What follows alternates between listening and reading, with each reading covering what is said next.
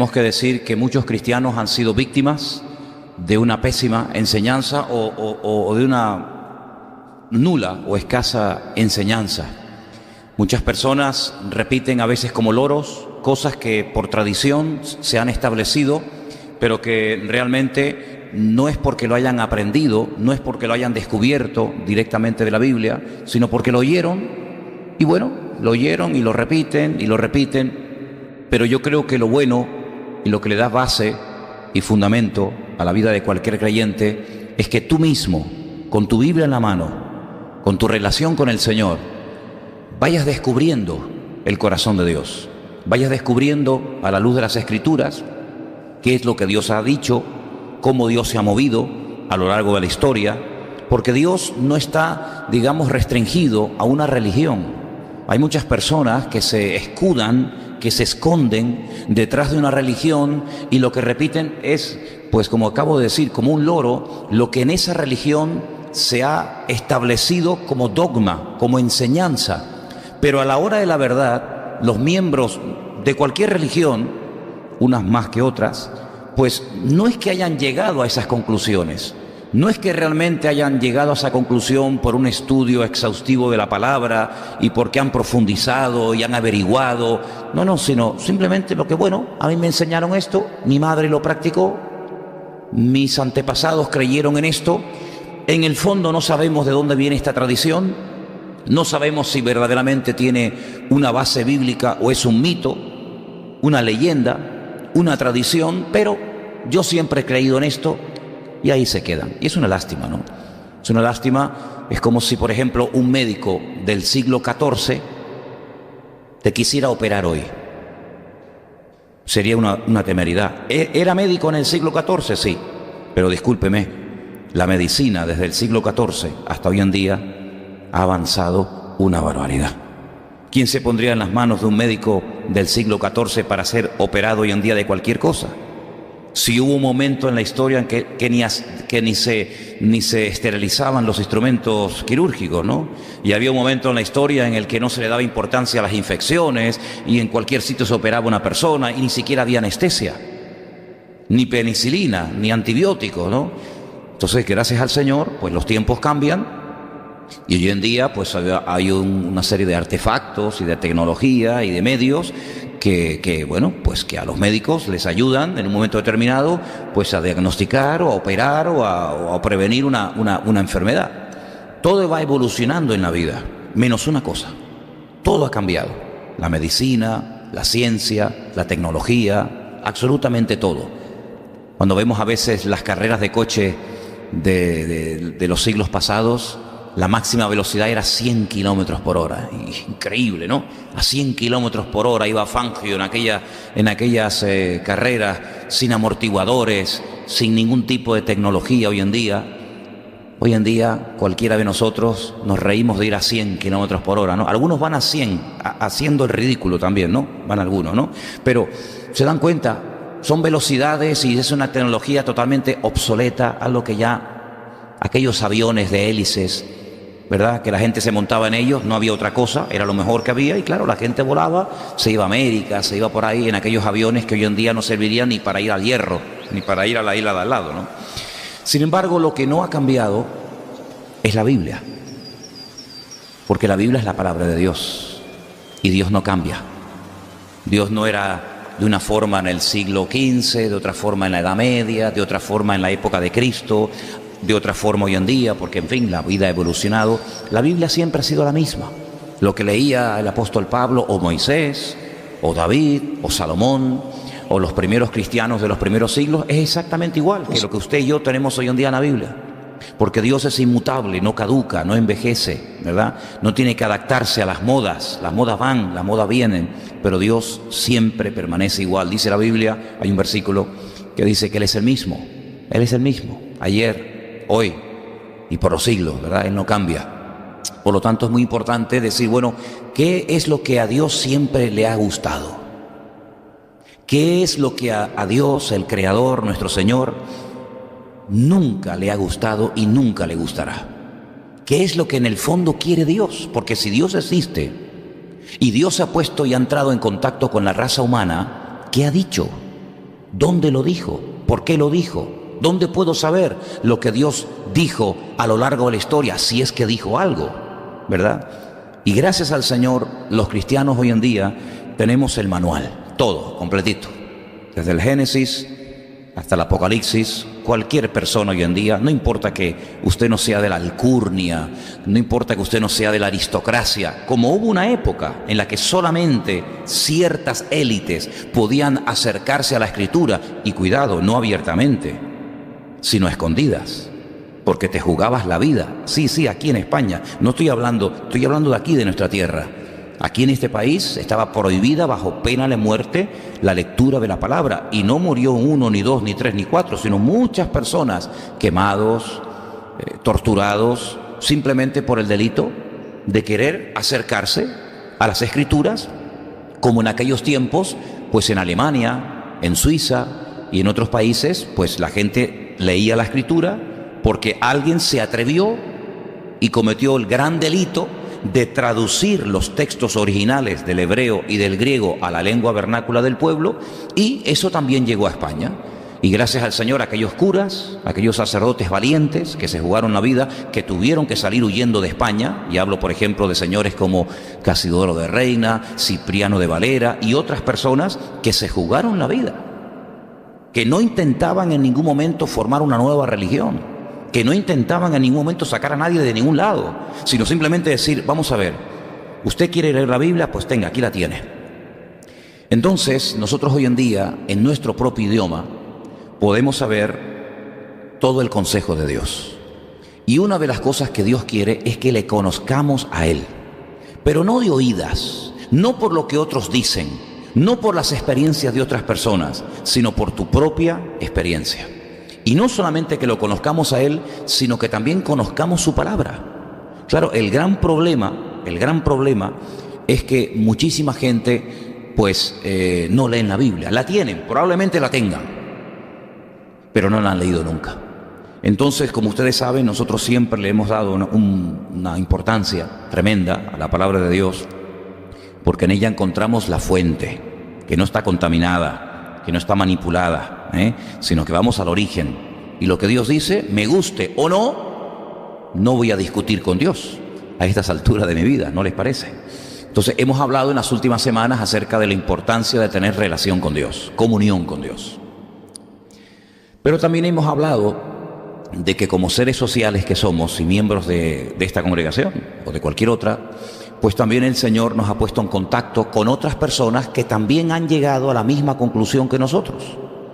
Y resulta que la persona que está sentada a su derecha o detrás o delante de suyo, pues resulta que también cree en el mismo Dios que usted y quieren adorar al mismo Dios que usted, y resulta que aquí nos hemos encontrado sin habernos conocido previamente en la calle, sino que nos hemos encontrado aquí, y unos vienen de un país y otros vienen de otro país, y ahora unos tienen una edad y otros tienen una edad, pero ahora todos nos encontramos delante del mismo Dios. Y queremos que Él nos eduque, queremos que Él nos enseñe. Y si en algo tenemos que cambiar, pues cambiemos ya, ¿sí o no? Gloria a Dios. Es como la persona que tiene una enfermedad maligna y se niega a ser operado. No, yo no me quiero operar. Pero mire, es que hoy en día, si usted se opera, hay muchas posibilidades de que usted se salve. No, yo no me quiero operar. Bueno, pues si usted no se quiere operar, pues ¿qué quiere que le diga? No le vamos a obligar. Entonces hemos hablado en estas clases, en estas veces que hemos hablado de todo esto, de la importancia de no solamente mejorar, sino de cambiar. Porque hay gente que lo que busca es simplemente un alivio, un pañito caliente, que las cosas más o menos se arreglen, pero déjame como estoy.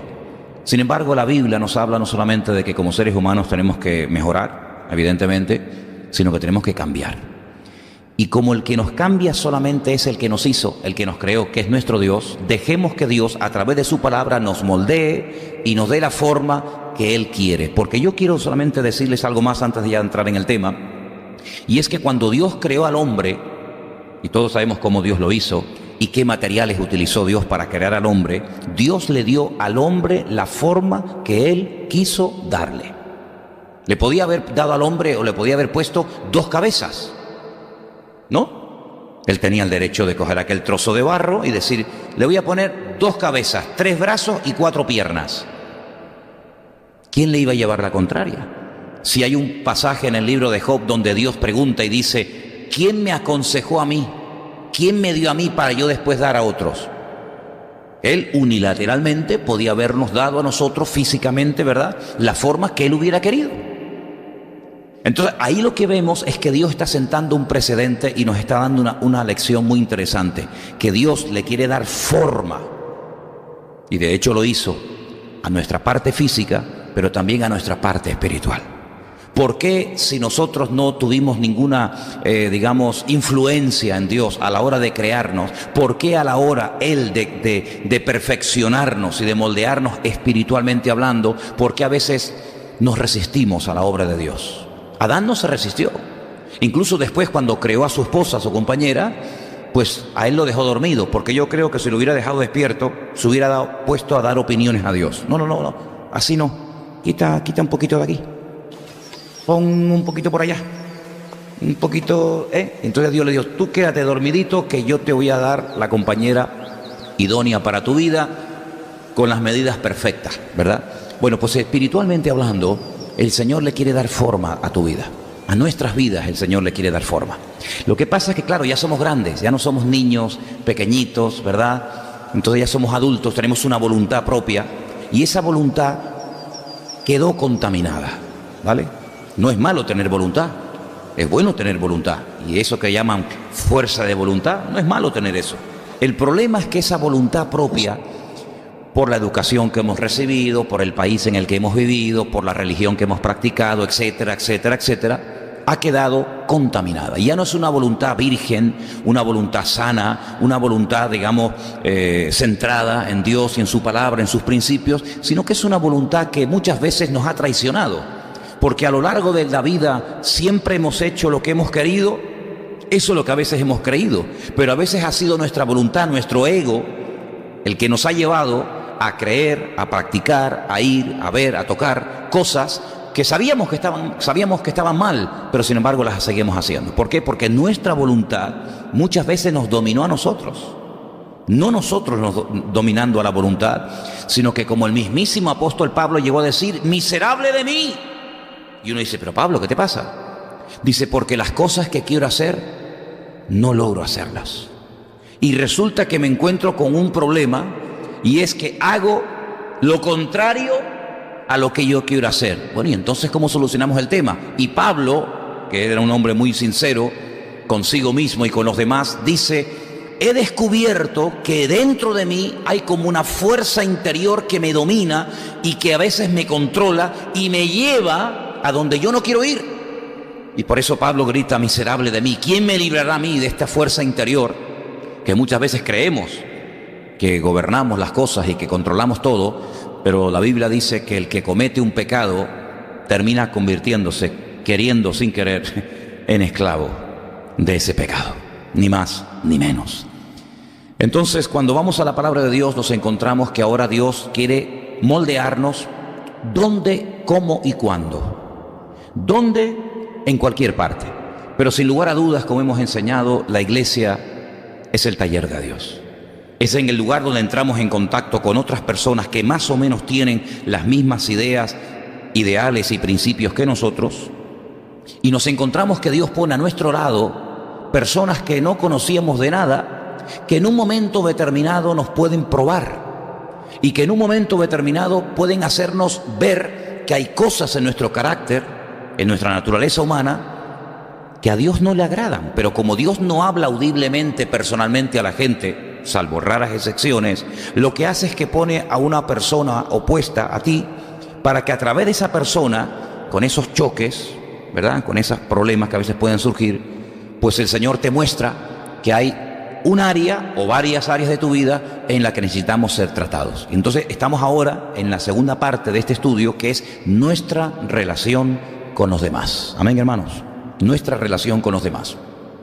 Podíamos haber recibido la orden de parte del Señor de decir, mira, el día que ustedes se conviertan, el día que ustedes acepten a mi Hijo como el Señor y Salvador de su vida, tienen que apartarse de la sociedad Tienen que irse a una cueva al monte, aislarse del mundo, para que de esa manera el mundo no les contamine.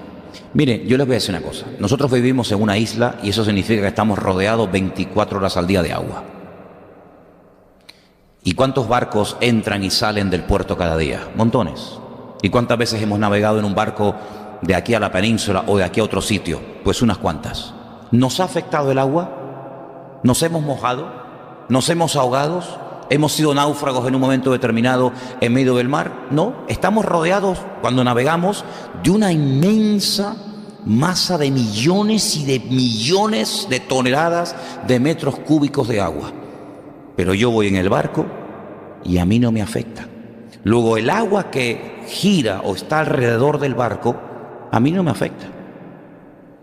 En todo caso, el agua que me podría afectar es la que entra dentro del barco.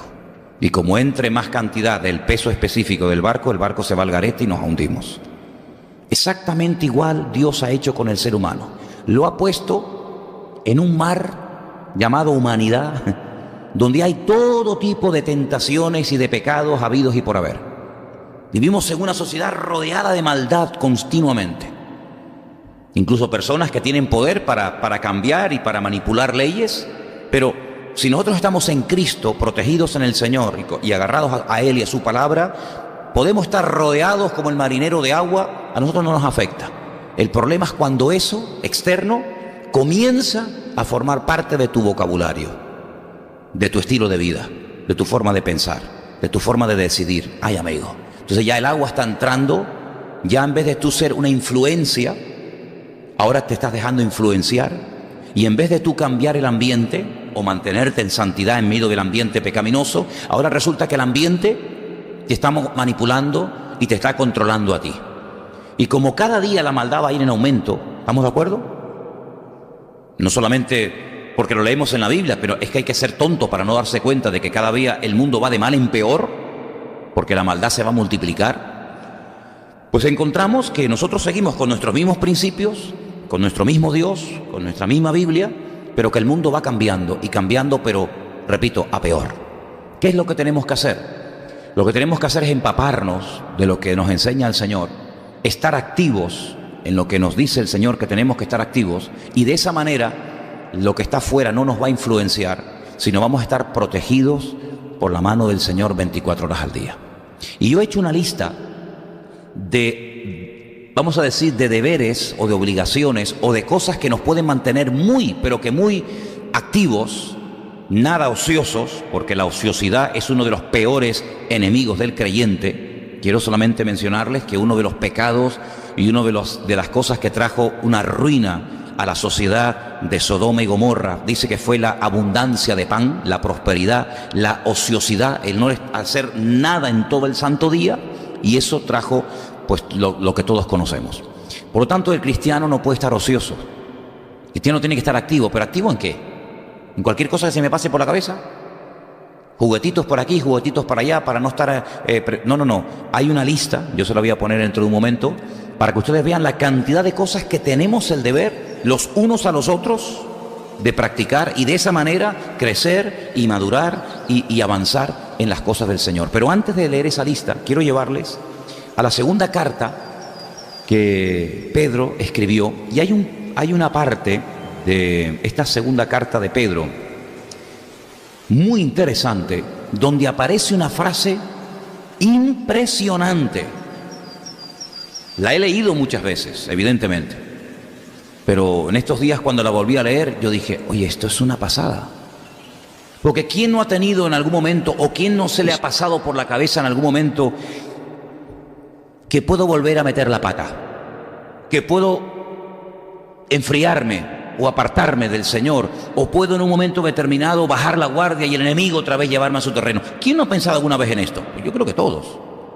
Pero sin embargo, el versículo que vamos a leer nos dice algo increíble. Nos dice, si tú haces esto, no vas a caer jamás. Oye, y a mí esto me interesa saberlo. ¿Y a ti?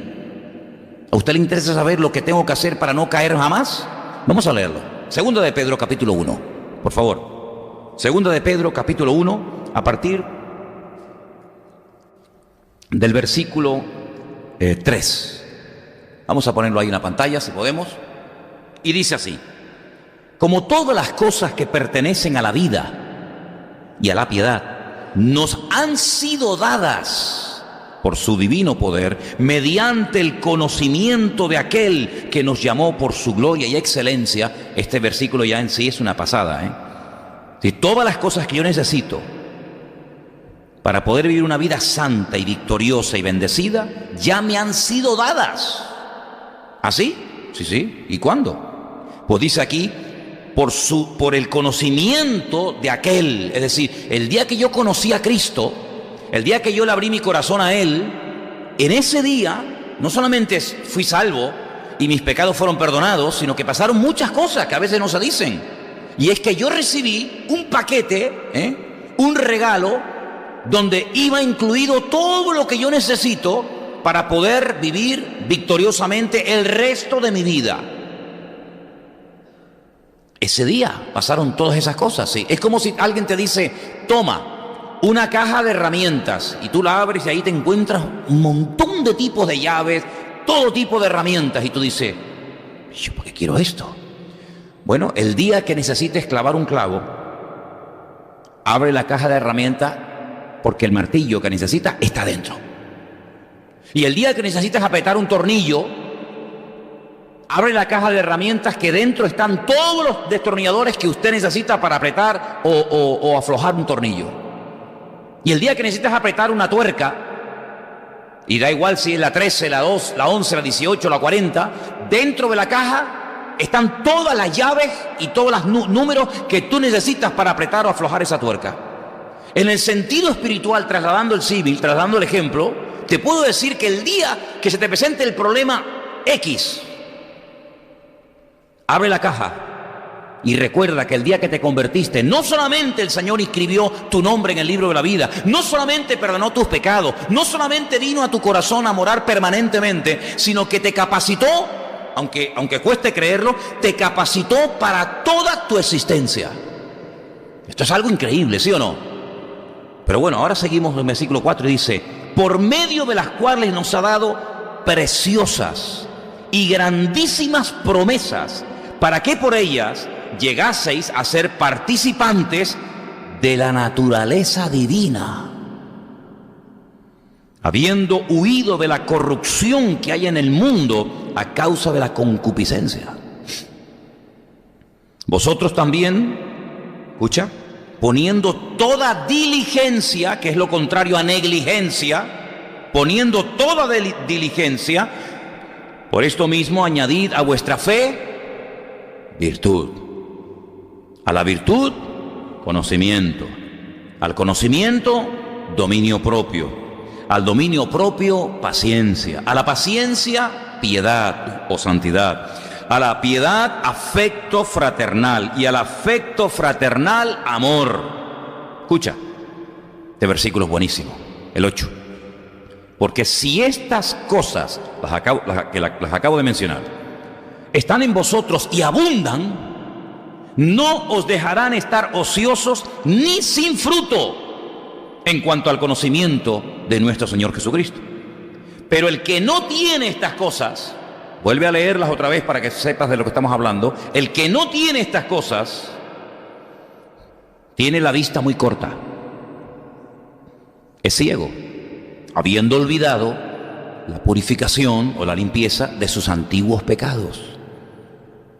Por lo cual, hermanos, tanto más procurar hacer firme vuestra vocación y elección.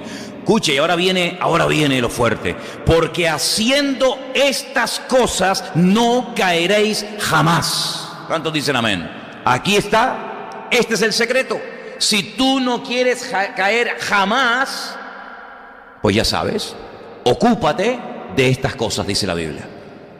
Y cuando termines con un área, métete en otra. Y cuando termines con esta, métete en otra. Y dice, así no vas a estar ocioso, no te vas a aburrir, no te va a sobrar tiempo, sino vas a estar activo. Eso te va a llevar a dar fruto. Y haciendo esto, además, la bendición, el resultado es que no caerás jamás. Entonces, a mí, hermanos, les confieso en esta tarde que a mí me interesa estar activo en estas cosas. Porque es la única digamos, esperanza que tengo de no caer jamás. Entonces ahora sí les voy a poner una lista de cosas para que no estés ni ocioso, ni desanimado, ni triste, ni desorientado, sino que además tengas una firmeza tan tremenda en el Señor que nunca vas a caer. Vamos a poner la lista que en principio pues tiene que estar lista de todas nuestras obligaciones con los demás. Esta es una lista donde aparece la frase unos a otros, unos a otros, unos a otros, continuamente. En toda la lista que vamos a leer, en todos los versículos que vamos a analizar, vais a encontrar el tienes que hacer esto con tu hermano, tienes que hacer esto con el otro, tienes que hacer esto con tal. Dice en Romanos 12, versículo 5, Romanos, y aquí en esta carta de Pablo a los Romanos hay varios versículos que vamos a leer. En el capítulo 12, verso 5 dice, así nosotros siendo muchos, somos miembros, somos un cuerpo en Cristo y todos miembros los unos de los otros. Es decir, que nadie puede prescindir de nadie. Así como en el cuerpo ningún miembro sobra. ¿A usted le sobra algún miembro del cuerpo? ¿Alguna pierna, algún bracito? ¿Alguien quiere desprenderse de algún bracito, algún corazón, algún riñón, algún pulmón? ¿Alguien quiere donar algún ojo, alguna córnea, alguna nariz, ¿A que no? No sobra nada. Es más, dice la Biblia en este capítulo que los miembros del cuerpo que a veces parecen los menos necesarios o importantes, al final resultan ser los más importantes y los más necesarios. Y así como en el cuerpo humano todo tiene una función y cuando un miembro no quiere funcionar estás enfermo, imagínate que las piernas no quisieran trabajar. ¿Cómo te mueves? Imagínate que los ojos se niegan a ver, te quedas ciego. Imagínate que ya no puedes hablar. Imagínate que te falla la mente. Ya no sabes ni dónde vives, ni cómo te llaman, ni qué tengo que hacer ahora, ni qué tengo que hacer mañana. ¿Te imaginas? ¿Te imaginas que el corazón diga no quiero trabajar más? Se acabó, estoy harto. Venga todo el día, pum, pum, pum, pum, pum, pum, pum, pum, de noche, de día. Pues claro, los ojos se cierran durante la noche. Y la garganta descansa durante la noche. Pero es que yo no descanso nunca, puede decir el corazón, ¿no? El corazón nos dice, oye, déjame descansar 10 minutitos. Venga, 10 minutitos, venga, va. Sí, ¿y quién despierta después el corazón? No, amigo, no hay manera, no hay manera. Pues ese concepto tan elevado que tenemos del cuerpo, que lo cuidamos, algunos más que otros, ¿no? Algunos le dan una importancia al cuerpo que yo digo, estos se creen que lo más importante en la vida es el cuerpo, ¿no? Y algunos dedican mucho tiempo al cuerpo y algunos tienen todo tipo de cremas y potingues, habéis visto, ¿no? La crema de la mañana, la crema de la noche, ¿Y qué pasa si te pones la crema de la mañana por la noche y la de la noche por la mañana? ¿El cuerpo lo notará? ¿No? Y ahora el perfume, y ahora la colonia, y ahora el aftershave, y ahora el no sé qué, Una importancia impresionante al cuerpo. Pues la Biblia dice que tenemos que darle importancia a todos los miembros del cuerpo. ¿Cuántos dicen amén? Porque todos somos necesarios en el cuerpo de Cristo. Cabeza hay una, Cristo es la cabeza. Cristo es la cabeza de la iglesia, ¿sí o no? Más claro que el agua. Pero miembros hay muchos. Y unos Dios los ha puesto para una cosa, otros los ha puesto para otra, pero no hay ningún miembro que no sirva. No hay ningún miembro que podamos amputar. Ningún miembro que digamos, mira, si tú y no vienen aquí, no pasa nada. Sino que todos somos miembros los unos de los otros. Ahora, ¿qué pasa si tú ya tienes claro y tú ya has asumido que tú eres parte de este cuerpo que llamamos iglesia? ¿Qué pasa si tú, por ejemplo, te niegas a colaborar? No solamente te perjudicas a ti misma, sino que me estás perjudicando a mí también. ¿Sí o no? ¿Qué pasa si, por ejemplo, los músicos se niegan a colaborar a partir de ahora en la iglesia? Nos quedamos sin música. Tendremos que cantar a capela. ¿Y qué pasa si, por ejemplo, los que están ahora mismo ahí arriba en las cámaras y en el sonido y poniendo los versículos en la pantalla, se niegan ya a hacer su función? Que a veces como que no se nota, ¿no? Pero para que esto esté saliendo al aire, alguien tiene que estar ahí arriba y otro tiene que estar aquí abajo. Y para que esto se oiga, pues alguien tiene que estar en la mesa. Y alguien tuvo que encender las luces antes de que tú vinieras, porque muchos de ustedes cuando vinieron ya estaban todo encendido y todo preparado. ¿Y quién colocó las sillas? porque los domingos cuando termina el culto esto parece que viene un huracán. El lunes, si te quieres dar un paseo un lunes a la mañana, cuando entres aquí adentro te vas a llevar un susto terrible. Hay 250 botellas tiradas por el suelo. Las sillas están todas removidas. Todo es un desorden, las papeleras hasta arriba. ¿Y quién coloca todo para que cuando tú vengas todo esté en tu sitio? ¿Tú lo has hecho hoy? ¿Tú lo hiciste? ¿Te has preguntado quién colocó la silla en la que yo estoy sentado? ¿Quién limpió la papelera de los baños? ¿Quién le puso el agua al pastor para que predique hoy y no se nos quede seco el hombre en medio de la predicación? Son tantos y tantos detalles, ¿verdad? ¿Te das cuenta cómo no podemos prescindir los unos de los otros? ¿Y te das cuenta cuando un miembro del cuerpo se niega a hacer su función, cómo todos somos perjudicados? Fíjate qué pequeños detalles. Cuando termina el culto, yo me he dado cuenta que, por ejemplo, sería bueno que alguien, si alguien se quiere ofrecer voluntario, para mí, encantado de la vida, sería buenísimo que cuando terminen los cultos, alguien se dedicara, por ejemplo, a apagar las luces que quedan encendidas la mayoría. Las luces de los baños de las mujeres, ¿cuántas veces yo he ido a apagarlas? Porque la última que salió no las apagó. Sería buenísimo que alguien dijera, yo a partir de hoy, cada vez que termine un culto, yo me voy a encargar de ir apagando luces. Ah, estupendo. Sería buenísimo que alguien dijera, bueno, si tenemos unos aires acondicionados encendidos, ¿quién se encarga de apagarlos? ¿Quién apaga el aire acondicionado? ¿Y quién lo enciende? Porque que cuando ustedes entraron esta tarde al culto, había más fresquito aquí adentro en la sala que allá afuera.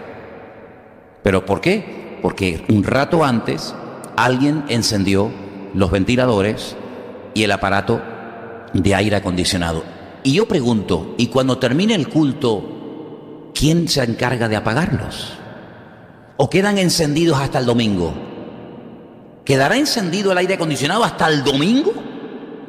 Bueno, a veces ha ocurrido que he venido al día siguiente y me he encontrado los aire acondicionados o los ventiladores encendidos. ¿No sería bueno que alguien dijera, mira, hermano, yo a partir de hoy, cuando termine el culto, cuenta conmigo, yo voy a ir por los baños y voy a ir por los ventiladores y los voy a ir apagando?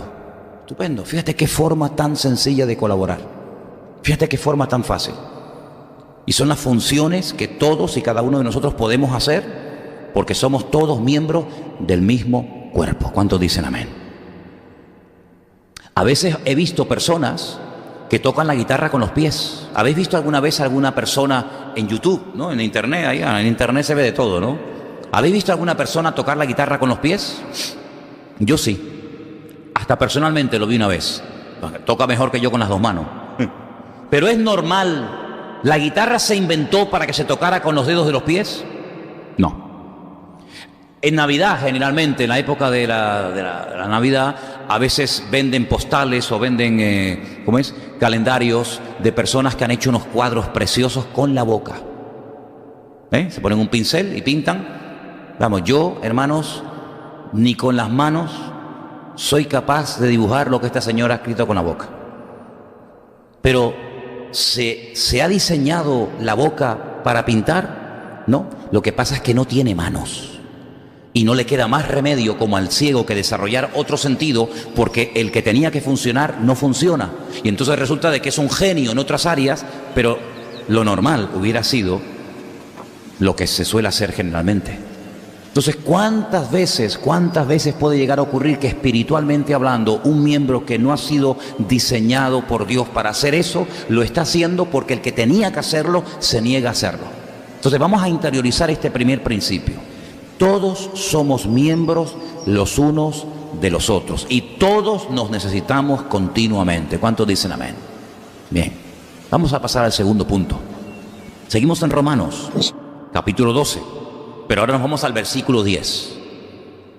Y dice así: amaos los unos a los otros con amor fraternal. En cuanto a honra, prefiriéndoos los unos a los otros. ¿Qué te parece? Aquí encontramos dos deberes, dos obligaciones. Amarnos, ¿verdad? Y preferirnos los unos a los otros. Ya con este versículo tenemos trabajo, Ya con este versículo tenemos trabajo tremendo. Ahora, ¿el amor es teórico o es práctico? Pregunto. Práctico. Es decir, teórico no tiene nada. O tiene algo de teórico y nada de práctico, o tiene algo de teórico y también algo de práctico? Yo pienso que tiene de los dos, ¿no? Hay una parte teórica, ¿verdad? Ahora, ¿uno nace ya con la tendencia a amar o hay que aprender a amar? Ya uno nace amando a todo quisqui, ¿no? Al niño que te quita los juguetes, le das un beso, un abrazo, te lo llevas al colegio contigo, ¿Se aprende a amar o ya nacemos amando? Se aprende. ¿Y dónde se aprende a amar? Porque si en mi hogar a mí no me enseñaron a amar, si yo veía que mi padre era el perro y mi madre la gata, o al revés, y yo no tuve un modelo de amor en mi familia, y cuando voy a la escuela veo que aquello es una competencia, quítate tú para ponerme yo, y cuando voy al puesto de trabajo veo que el que lleva mucho tiempo parece que es el cacique del trabajo y yo que acabo de empezar pues no me dan ni los buenos días. Entonces, ¿dónde está en la escuela donde yo puedo llegar a aprender a amar? ¿Dónde está? Porque si en mi hogar no lo aprendí, en la escuela tampoco, ¿dónde se aprende a amar? ¿Cuál es el modelo? ¿En quién me puedo inspirar? Porque generalmente cuando un pintor va a pintar algo, pues oye, pues se inspira en un paisaje, o pone allí a una persona y se inspira en esa persona y tiene un modelo. Y sobre ese modelo, pues pinta o esculpe su obra de arte. Pero ¿y aprender a amar? ¿Dónde aprendemos a amar? Porque en el mundo, perdonen, sinceramente es muy difícil aprender a amar. Tal vez nuestra sociedad no tanto, pero hay países donde si no eres mentalidad de número uno, eres un fracasado. Hay sociedades donde los chicos, si no sacan excelentes notas, y no eres el número uno en la clase, y no eres el número uno en el deporte, y no eres el número uno en informática, pues te van y se ahorcan y se quitan del medio, porque como si eres número dos no vales para nada. ¿Puede ser la iglesia un lugar, pregunto, puede ser la iglesia un lugar donde podemos llegar a aprender a amar? Claro, el problema es que cuando hablamos de amor es un término tan genérico, es un término tan amplio, que uno dice, bueno, cuando hablamos de amor, cuidado en el mundo a quién le hablas de amor. Por eso, en la Biblia y en la cultura grecorromana, había diferentes términos o diferentes palabras para saber de qué estamos hablando. Porque no es lo mismo el amor de una madre hacia sus hijos que el amor de esa mujer hacia su marido. ¿O es el igual? No, porque entran elementos, entran factores completamente diferentes. La relación de una esposa con su marido es completamente diferente a una relación de una abuela con su nieto, o de un amigo con otro amigo. Entonces, cuando hablamos de amor, ¿a qué nos estamos refiriendo? Claro, en nuestro idioma tenemos que dar explicaciones, tenemos que ver el contexto, tenemos incluso que ver el tonito en el que nos está hablando, ¿verdad? Porque uno dice, a ver, ¿por dónde va este? Sin embargo, cuando vamos a la palabra de Dios encontramos que hay términos concretos y específicos para hablar del tipo de amor del que se está haciendo referencia. Cuando se quiere hablar del amor entre la pareja, el amor sexual, las relaciones íntimas, pues hay un término específico para eso. Cuando se quiere hablar del amor entre amigos, un amor fraternal, pues hay un término específico para eso. Cuando se quiere hablar del amor de Dios, porque cuidado, hay una cosa que define mucho a Dios y descubrió, y fue el amor. Porque dice la Biblia que de tal manera amó Dios, y uno dice, bueno, me parece muy bien que Dios haya amado mucho al mundo, pero ¿cómo sé yo que Dios amó al mundo? Porque si Dios no hubiera hecho algo para manifestar ese amor, sino que se hubiera quedado en su trono y en la gloria con sus santos ángeles, etcétera, pues bueno, me parece muy bien que Dios haya dicho que nos ama, pero sinceramente, perdonen, yo no veo ningún gesto de parte de ese Dios en el que yo pueda decir, pues es verdad, mira cómo nos amó, fíjate tú. Pero es que ese texto que mencionamos tantas veces nos descubre algo de la naturaleza de Dios muy bonita, y es que dice que de tal forma, de tal magnitud amó Dios al mundo que dio, verbo dar, dio. Entonces el amor que no da no es amor. Ay, amigo, no, yo te quiero mucho. ¿Saben? Hay un proverbio, a mí me gustan mucho los proverbios, me gustaría muchísimo aprenderme muchos proverbios, Algunos los aprendí, otros todavía no, pero estoy a tiempo. Hay un proverbio que dice: más vale reprensión manifiesta que amor oculto. Discúteme, peléame, enfádate conmigo, pero no me digas que me amas y después todo quedan palabras. ¿Te das cuenta? Yo prefiero que te enfades conmigo y pelees, porque así por lo menos te veo y veo que me estás dedicando tiempo, a que me digas cuánto te quiero, te amo tanto, tú para mí eres tan importante. Ya, pero es que vamos, no se te ve ni un detalle, amigo. Porque el amor que no da no es amor. No sé, llámalo pasión, llámalo egoísmo, llámalo como tú quieras. Pon tú el adjetivo que te interese. Pero el amor, según la Biblia, tiene que llegar un momento en el que se manifiesta dando. Pero claro, cuidado, espera. Pero no dando cualquier cosa. Porque cuando vamos al primer libro de la Biblia, encontramos que dos hermanos, Caín y Abel, se acercaron a Dios. ¿Por qué? Pues porque eran creyentes. Caín no era un ateo. Abel no era un ateo. Los dos eran creyentes. Sus padres eran creyentes. Sus padres habían conocido y habían hablado directamente con el mismísimo Dios. Es increíble. Mi padre no habló con Dios. Mi padre no tuvo una relación directa con Dios, ¿verdad? Con voz audible. Adán y Eva sí. Ellos conocieron a Dios, fueron creados por Dios. Los únicos seres humanos que no llevaban ombligo. Claro, si fueron creados, ¿qué ombligo van a tener? Y ellos criaron a sus hijos en el temor de Dios. Prueba de ello que cuando son adultos, los dos hijos, sin los padres, los dos hijos van unilateralmente a presentar su correspondiente ofrenda o sacrificio al Señor. Y va uno y va otro, porque eran creyentes. Pero uno era un creyente un poco particular, ¿verdad? Uno quería hacer una ofrenda a su manera y otro como Dios manda, ¿verdad? Y entonces nos encontramos ahí que Abel trajo lo que Dios había pedido. Del ganado, el mejor para Dios. ¿El otro qué trajo? ¿Qué trajo su hermano Caín? Productos de la tierra. No sé, la Biblia no menciona si eran sandías, melones, peras, plátanos o melocotones. Pero la Biblia dice que trajo algo que Dios no había pedido. ¿Hay algo malo en la fruta? ¿Hay algo malo en la verdura? ¿Hay algo malo en traer un producto de la tierra a Dios? Vamos a ver, lo que estamos hablando no es malo. El problema es que tú te estás acercando a Dios a tu manera y no a la manera establecida por el Señor.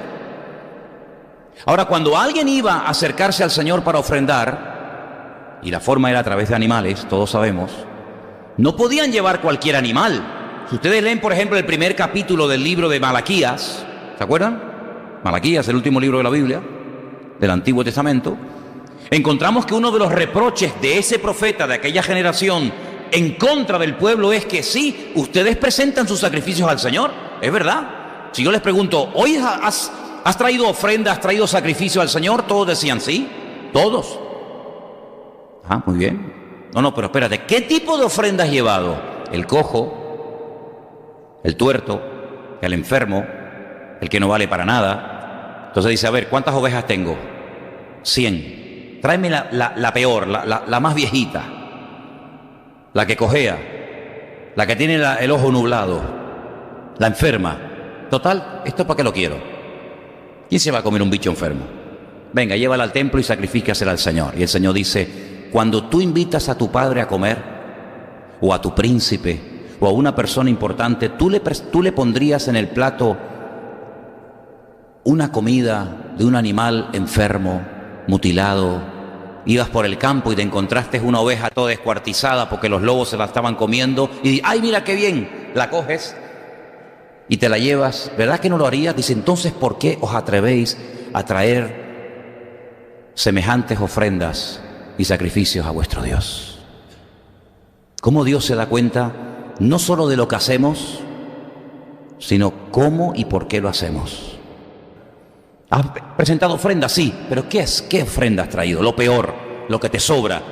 Generalmente, no digo que siempre sea así, pero generalmente la gente cuando da algo, sobre todo a rastros benéficos y etcétera, pues ¿qué suelen dar? ¿Qué suelen dar? Lo que no les sirve, lo que a veces está roto, lo que van a tirar, lo que les sobra. No van a traerte nunca lo mejor para mí.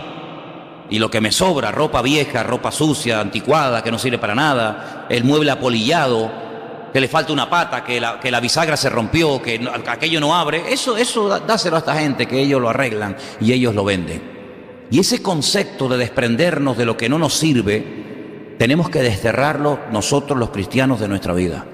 Porque al Señor no sirve darle cualquier cosa y de cualquier forma, sino que al Señor tienes que darle lo mejor. Y si no entiendes que al Señor hay que darle lo mejor, probablemente tú no conozcas a Dios. Porque cuando uno conoce a Dios, dice que se esfuerza por agradar a ese Dios. Lo dice en el libro de Daniel. El pueblo que conoce a Dios se esfuerza en agradar a Dios. ¿Cuántos dicen amén? Si tú no te esfuerzas nunca, si no tienes anhelo, si no tienes apetito espiritual, si no tienes deseo de agradar a Dios, lo más probable, y no te enfades, lo más probable es que tú no has conocido a Dios. Porque cuando uno conoce a Dios, ¿saben lo que pasa? Uno se enamora de Dios. ¿Quién puede conocer a Dios y decir, a mí no me gusta este Dios, me voy a buscar otro? Dime, ¿quién? ¿Se acuerdan cuando aquellos alguaciles, aquellos soldados fueron para aprender a Cristo y le dijeron, tráiganlo? Y cuando volvieron les dijeron, pero ¿por qué no lo habéis traído? Si la orden era ir y capturar al Señor, al Maestro y traerlo, ¿por qué no lo habéis hecho? ¿Cuál fue la respuesta? Nunca en la vida hemos conocido a un hombre como este. La forma como habla, la forma como ministra, se quedaron impactados. Y no eran discípulos, eran simplemente unos que fueron a capturar al Maestro para llevarlo, y se quedaron impactadísimos. Cuando tú conoces al Señor, ¿cómo no vas a quedar impactada con el Señor? Cuando estoy enfermo, puedo orar y si Él quiere, me sana. Cuando estoy triste, me anima. Cuando tropiezo y me caigo, me levanta. Cuando me siento solo, me dice, yo soy tu pastor, no te preocupes, estoy contigo todos los días hasta el fin del mundo. Tu padre te puede abandonar, tu madre te puede abandonar, pero yo nunca, quiero que lo sepas, nunca te voy a abandonar. Cuando me encuentro perdido y no sé qué hacer, me abre puertas, me dirige, me pastorea, me alienta, me consuela. ¿Quién no se va a enamorar de un hombre así? ¿Quién no se va a enamorar y quedar transformado, impactadísimo ante semejante Dios? Es imposible decir, yo he conocido a Dios y me he llevado una tremenda desilusión. ¿Dónde está el buzón de ¿cómo es? Sí, de sugerencias o de reclamaciones. ¿Dónde está el buzón de reclamaciones? Quiero reclamar. Ese Dios no es tan amoroso como ustedes dicen, Ese Dios no es tan poderoso como ustedes predican, Ese Dios no es tan grande y tan maravilloso como ustedes están predicando por ahí. Yo lo he conocido y me he llevado una tremenda desilusión. Jamás. Pero cuando una persona no se esfuerza por Dios, no tiene ganas de hablar con Él, no tiene ganas de orar, no tiene ganas de servirle, no tiene ganas de tener comunión con Él, no le habla a nadie de ese Dios, lo más probable, después de tantos años en esto, yo he llegado a la conclusión de que lo más probable es que tú nunca has conocido al Señor. Porque cuando tú conoces o encuentras o tienes algo que para ti es lo máximo, se nota, amigo, se nota. Cuando alguien se compra un coche nuevo, se lo quiere enseñar a todo el mundo, ¿sí o no? ¿Verdad? Cuando alguien tiene algo que le ha impactado tanto, lo quiere enseguida decir, oye, mira lo que me compré, mira lo que tengo, ¿y qué te parece? Y tal y cual. Pero cuando tú no presumes y cuando tú no tienes ningún anhelo de hablar de tu Dios, lo más probable es que tú no conozcas a Dios. Porque una de las primeras cosas que una persona siente cuando conoce a Dios es que quiere que todo el mundo sean como tú. ¿No te pasaba a ti? ¿Sí? ¿Podemos abrir la puerta ahí? Porque hay un montón de gente que se está parando en la puerta. Y sería bueno que hubiera un ujier fuera, porque se han parado casi ya 10 personas, he contado, en la puerta, y están un rato y nadie se acerca a ellos. Abrir las puertas de la calle de la iglesia también. Abrir las puertas, por favor. Entonces, cuando yo me convertí, yo creía que en cuanto fuera mis amigos, todos se iban a querer venir conmigo a la iglesia. No quería venir, me decía, estaba loco.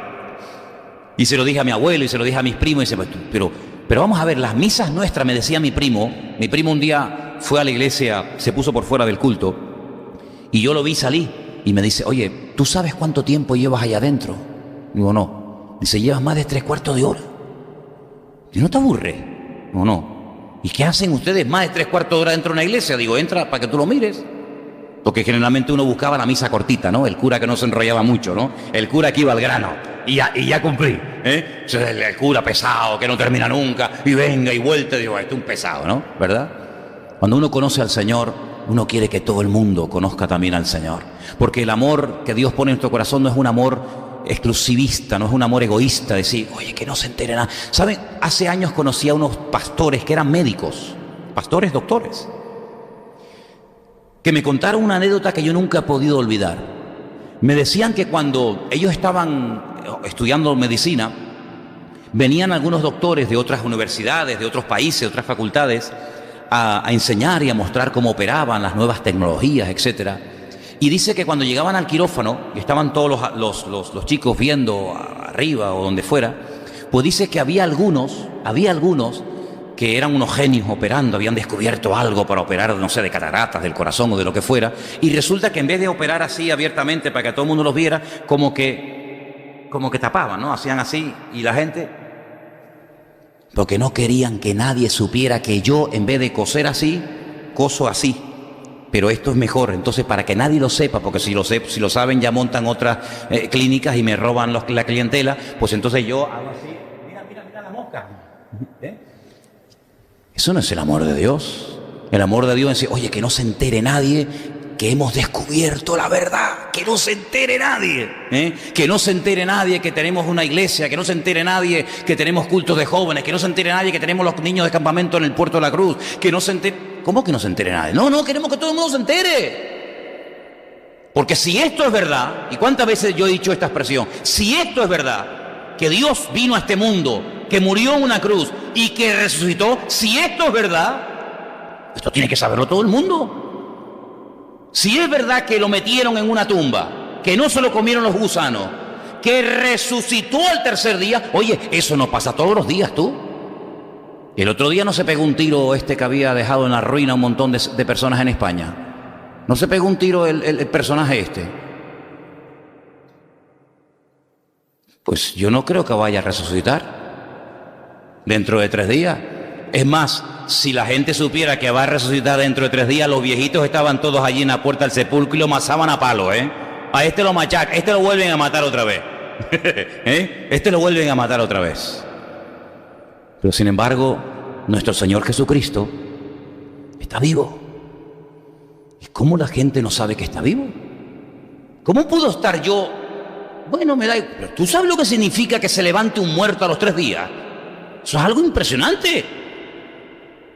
Entonces, cuando tú conoces todas estas verdades, tú no puedes ser la misma persona. A mí me da igual lo que me digan, si me apoyan, si no me apoyan, si me critican, si no me critican, si se ríen de mí, si se van, si se quedan. A mí me da igual. Es que yo cuando entendí esto, hermano, créanme, y yo no era creyente, yo pasaba 1 kilo de ustedes y de iglesias y de pastores. Cuando yo entendí esto, yo dije, Dios mío, esto es impresionante, esto es increíble. Hasta el día de hoy.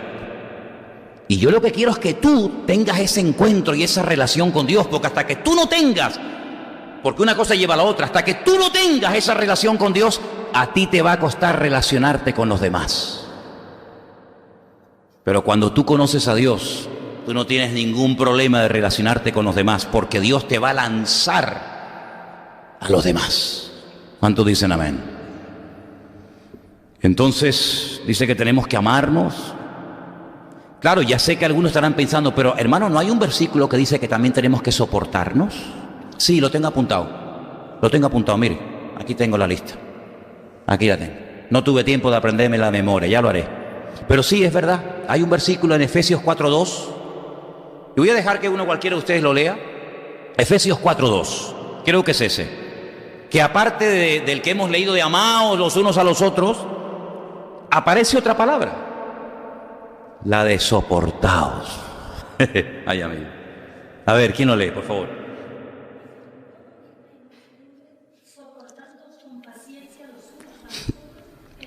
Efesios 4:2. Soportaos con paciencia los unos a los otros en amor. Vamos a ver, pero ¿y por qué en un lado me dice que tengo que amar y en otro lado me dice que tengo que soportar? Hombre, vamos a ver, hermano, nosotros no somos lumbreras, no somos muy listos, ¿verdad?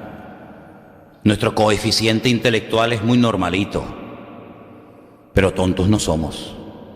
Hay gente que amarla no cuesta. Son un encanto de gente. Pero ahora que no nos oye nadie, no hay gente que dice, Señor, dame amor para soportar a este, Señor. Porque si fuera por mí te lo mandaba ahora mismo, en paquete urgente y certificado, con acuso de recibo y sin devuelta, ¿eh? Hay gente que dice, Señor, de verdad que me cuesta tanto amarte, en serio, me cuesta tanto amarte, Si no fuera por la gracia de Dios, y yo se lo digo sinceramente, hermano, si no fuera por la gracia de Dios, es que de verdad es que eres tan seco, tan frío, tan pasota. No dices ni buenas tardes ni nada, siempre ahí amargado, siempre con tu rollo. La verdad es que, Señor, ayúdame a soportarlo, y cuando lo soporte después llegaré al otro nivel, al del amor, ¿no? Pero ¿cómo el Señor sabe la naturaleza humana que nos dice las dos cosas? Amaos y soportaos. Porque yo he oído expresiones, y hay una expresión muy española que dice, no lo soporto. No lo soporto. A veces he escuchado mujeres casadas que dicen eso, Y también he escuchado a hombres que dicen, no la soporto, Manolo. O sea, cuando era joven, de verdad era tan hermosa, tan dulce, tan agradable, que me la hubiera comido, de verdad. Y ahora, dice, ahora lamento no habérmela comido, dijo el otro, ¿no? Así que bueno, hay momentos en los que tendrás que soportar a algunas personas. Pero yo pregunto una cosa, al Señor, ¿qué le cuesta más a nosotros? ¿Amarnos o soportarnos? ¿Nos ama el Señor y nos soporta el Señor? Entonces tenemos que hacer lo mismo que el Señor. Porque hay temporadas en nuestra vida que amarnos a nosotros es fácil, pero hay otras épocas que dice, Señor, o te lo llevas o te lo mando, ¿verdad? Y las dos cosas están en la Biblia, amarnos y soportarnos. Entonces, cuando tú estés amando a una persona y ay, qué bien, estoy cumpliendo con la palabra, claro, pero ¿a quién amas? ¿Al que te cae bien? ¿Al que te hace tilín? ¿Sí o no? Pero ¿y a aquel? Aquel de verdad lo tengo aquí como el chicle, Señor, ni lo trago ni lo escupo. Bueno, pues entonces pídele al Señor, como dice aquí, con paciencia, soportaos los unos a los otros, y después, si superas eso, el Señor te llevará al otro nivel superior, que es el del amor. ¿Se dan cuenta cómo hay trabajo y haciendo esto no caeremos jamás? Ya haciendo esto, imagínate. Seguimos un poquito, venga. Tenemos Romanos 14:13. Voy a pedir la participación del que quiera y que me lea este texto. Romanos 14, versículo 13. También es muy bueno, porque vamos a encontrar cosas que no debemos de hacer y cosas que sí debemos de hacer. Las dos cosas son importantes, ¿vale? Es como los mandamientos. No matarás, no, pero después hay otras cosas que sí hay que hacerlas, ¿vale? Entonces, Romanos 14:13, ¿qué nos dice? Por favor.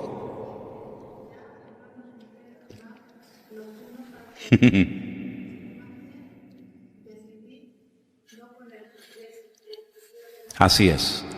No nos juzguemos más. Luego ya lo habían hecho. Si no nos juzguemos más es porque ya lo habían hecho. Si no, diría no juzguéis. No nos juzguemos más, entonces ya lo has hecho. No nos juzguemos más los unos a los otros. ¿Y qué es lo que solemos juzgar de los demás? ¿Qué es lo que solemos juzgar? Seamos sinceros.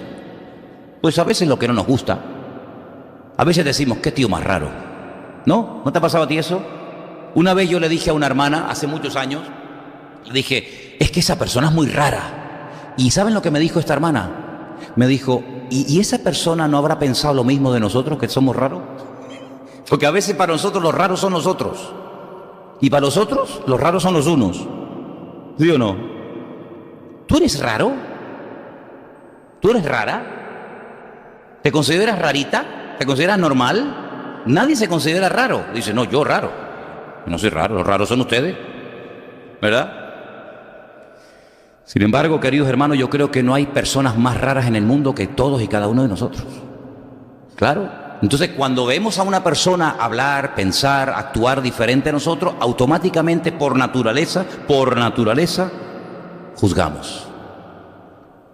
y a veces despectivamente, ¿verdad? A veces según las apariencias, basados en el desconocimiento. Pero la Biblia prohíbe el juzgar negativamente. La Biblia prohíbe el cuestionar a otra persona pasando por alto que yo puedo estar haciendo lo mismo o peor. Bueno, todos conocen el texto de que no estemos tan empeñados en quitar la paja del ojo ajeno cuando hay una viga en nuestro propio ojo. ¿Quién no conoce ese versículo? Hasta los del mundo conocen esa expresión, ¿verdad?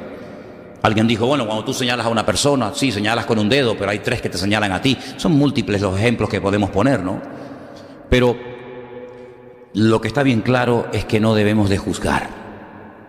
No debemos de juzgar lo que no entendemos de entrada, lo que no nos gusta o lo que no sé qué, sino que tenemos que tener la actitud que tenía Cristo.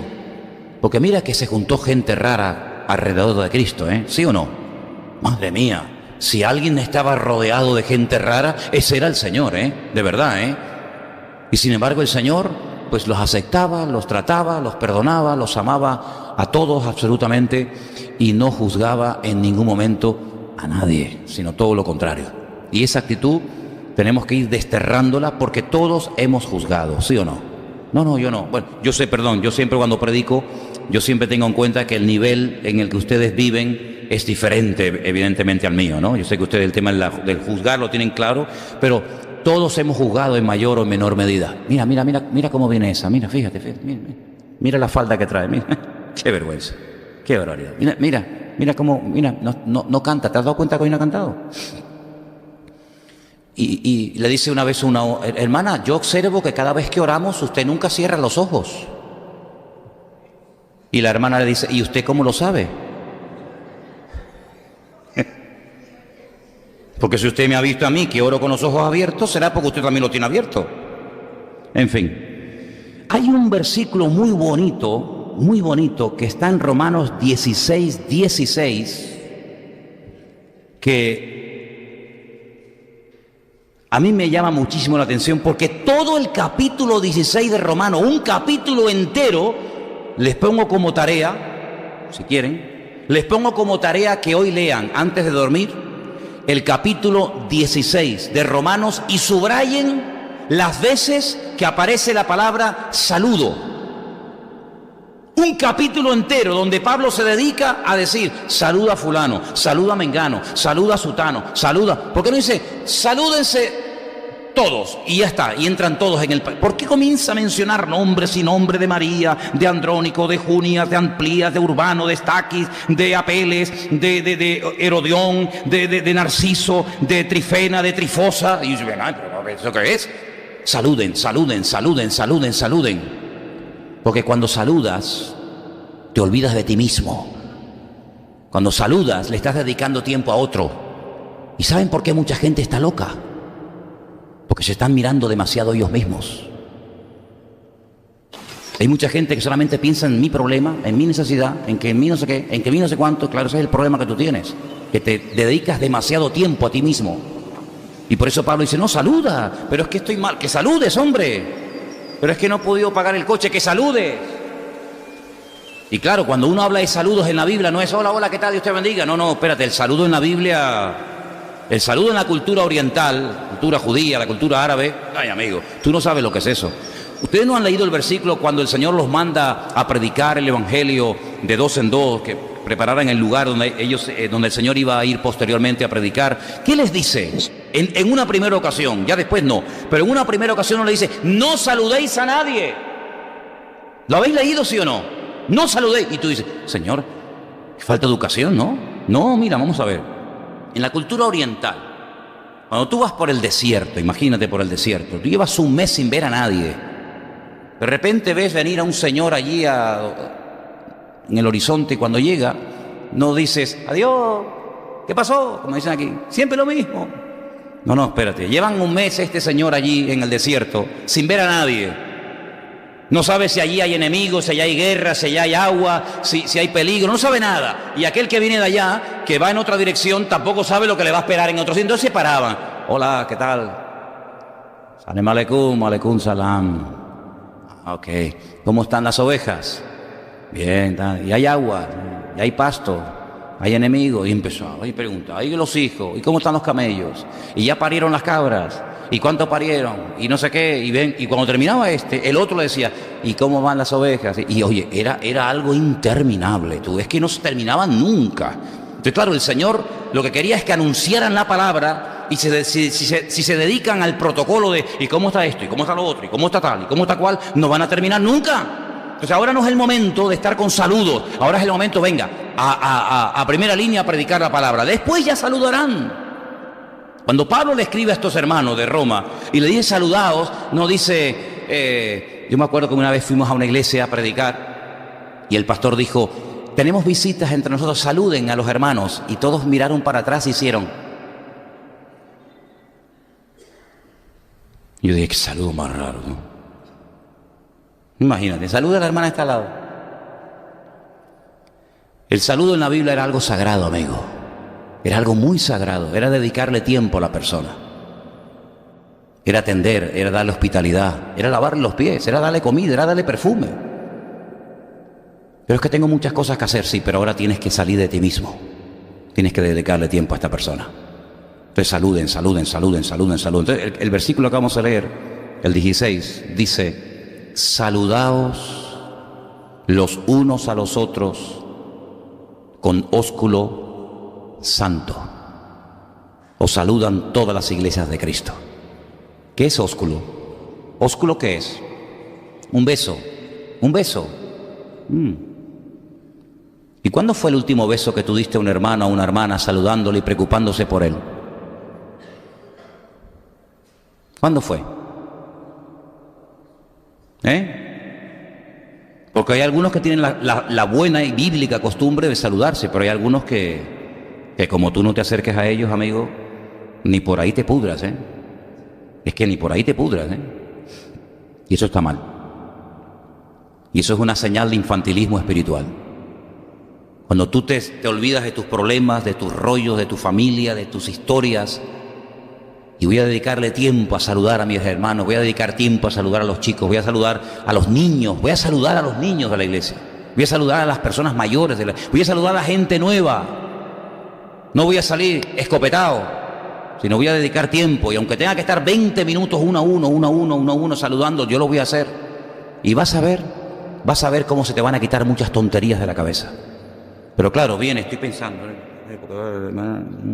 y tal, no sé qué, mirando el reloj, a veces termina pronto, que ya son las 8:36 minutos y no sé qué, y cuando salga tal y cual. Has entrado con el cuerpo, sí, con el cuerpo entraste, sí, eso ya me di cuenta. Ya hago así, pum, saco una foto y ya sé quién estuvo y quién no estuvo en el culto. Pero ¿y tu espíritu estuvo aquí? ¿Tu mente estuvo aquí? ¿Tu corazón estuvo aquí? ¿O solamente calentaste un poquito la silla? Si toco ahí, recién levantado, digo, mira, aquí estuvo fulanito, todavía caliente. ¿Pero calentaste espiritualmente el ambiente? ¿Venías con el corazón ardiendo para el Señor y calentaste el ambiente? ¿Me ayudaste a mí con tu actitud mientras yo predicaba? ¿O me lo pones difícil? Porque hay congregaciones donde es muy fácil predicar. Claro, ves a la gente tan atenta, tan embobada, tan metida en el mensaje que está aquí arriba, hasta lo anima sin querer. Pero hay otras congregaciones que se lo ponen muy difícil a los pastores, créanme. Hay congregaciones donde ves una indiferencia, un pasotismo, el otro mirando aquí, el otro con el móvil, el otro tal, y tú dices, ¿pero esto qué es? Entonces, cuando vengas a la iglesia, traiga el corazón caliente. Y si vienes frío por la calle porque te han apaleado, porque te ha ido mal el día, mira, ya allí, aquel cuarto se hizo específicamente se hizo aquel cuartito allí para que te aísles y para que ores. Y cuando salgas de esa habitación, los problemas allí se quedaron. Allí se quedaron las cargas, y cuando sales fuera, salgo con el corazón para calentar a mis hermanos. Porque el que está detrás tuyo esta tarde, y el que está delante, y el que está detrás, también ha tenido a lo mejor un día difícil.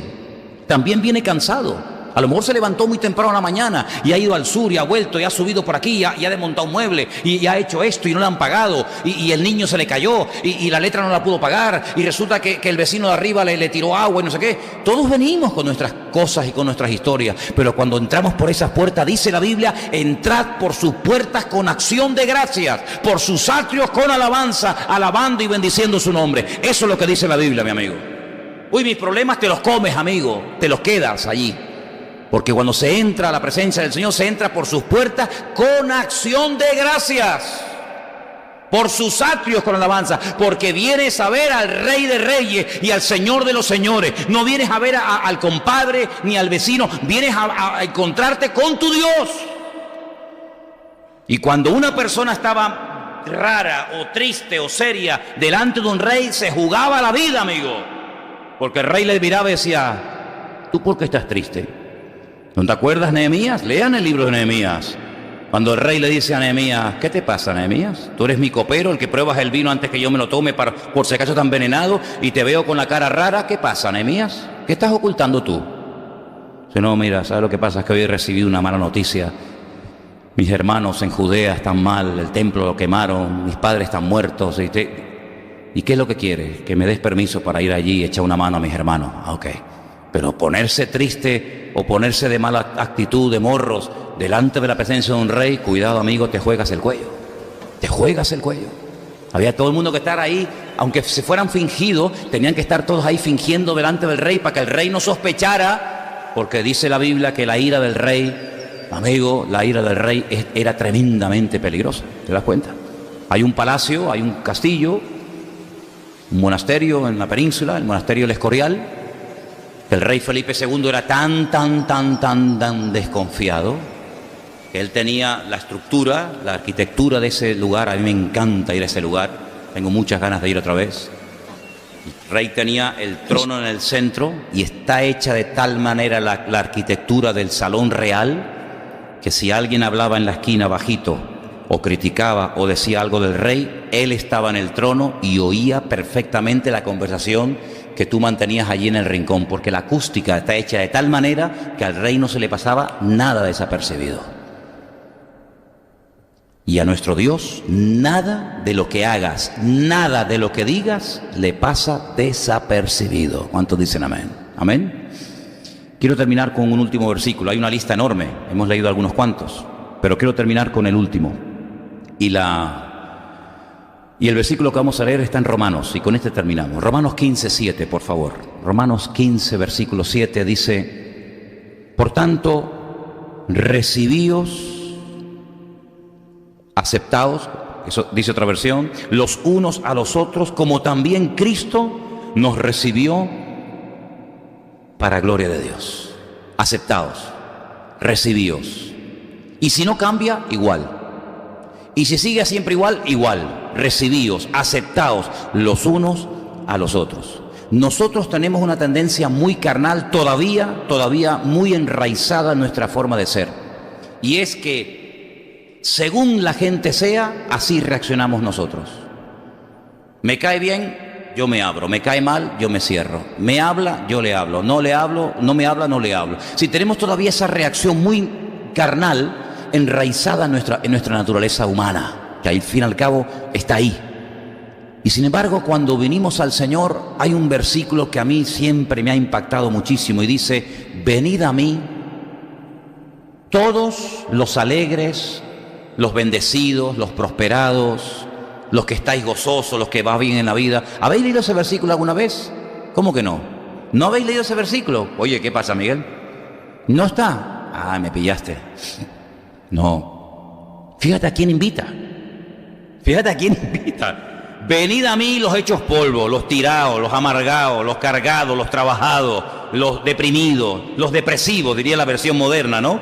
Venid a mí, que vais a ver lo que te voy a hacer. No, que yo os haré descansar. Es que ¿quién no se enamora de un Dios así, amigos? Vengan a mí, estás cansado, estás hecho polvo, estás triste, ven para acá. Que te ha ido mal, ven para acá. Pero no para recibir collejas, no para recibir insultos y patadas, que eres un bobo, que no te enteras de nada. No, que yo te haré descansar. Pero tú me vas a hacer descansar con la carga que llevas, Señor. Con los millones y millones de oraciones que tienes que oír cada día. ¿Cuántas oraciones pueden subir en un día a la presencia de Dios? ¿Cuántas? Porque nosotros a lo largo del día hacemos varias, ¿sí o no? Yo desde que me levanto hasta que me acuesto estoy pidiendo, ¿no?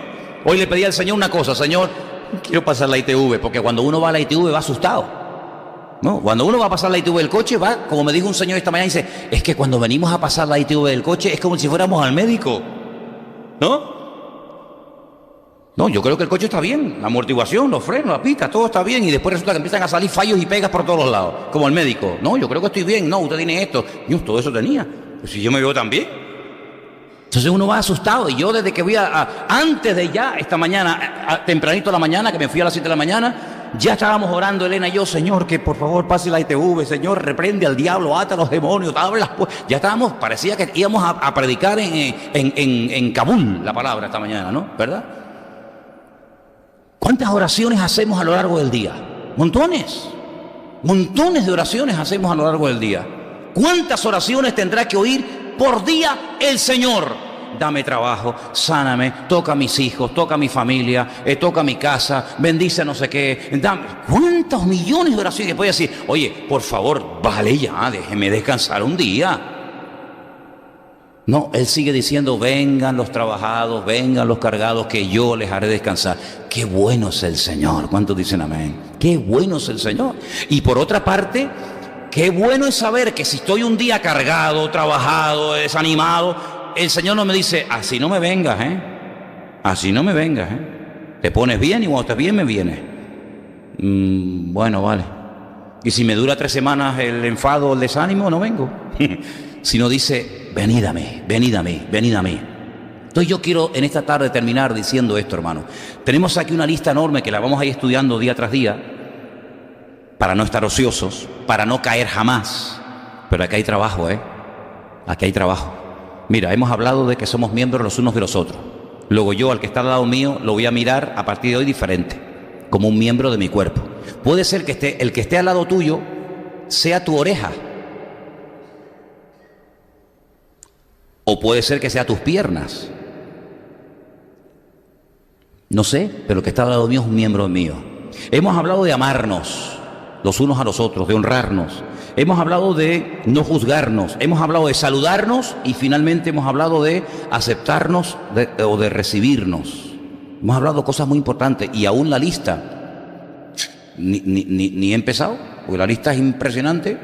Entonces yo creo que aquí hay mucho material y todo es muy práctico y tenemos que ponerlo en práctica todos. ¿Cuántos dicen amén? Amén. Pregúntale a la que está a tu lado, ¿tú me consideras un miembro tuyo? Pregúntaselo.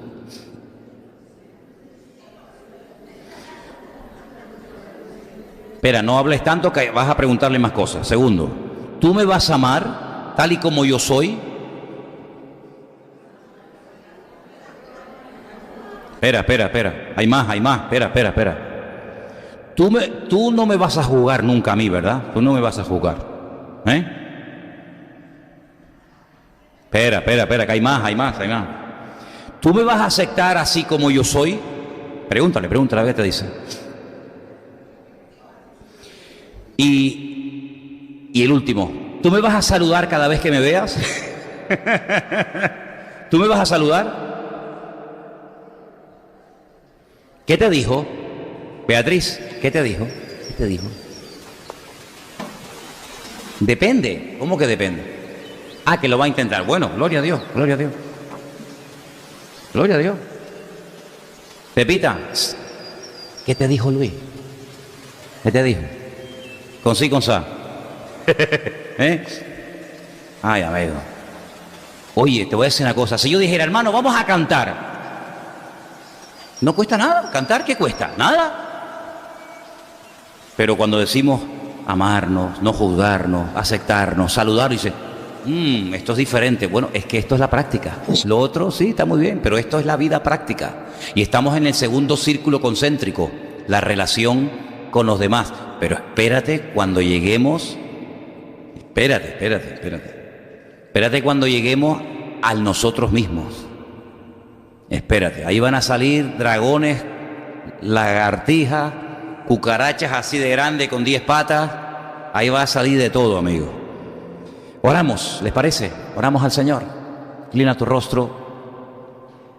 Si quieres, cierra tus ojos para que así no veas quién nos tiene abierto. Y vamos a pedirle al Señor que en estas 5 cositas, 5 nada más, que Él nos ayude a ponerlo en práctica.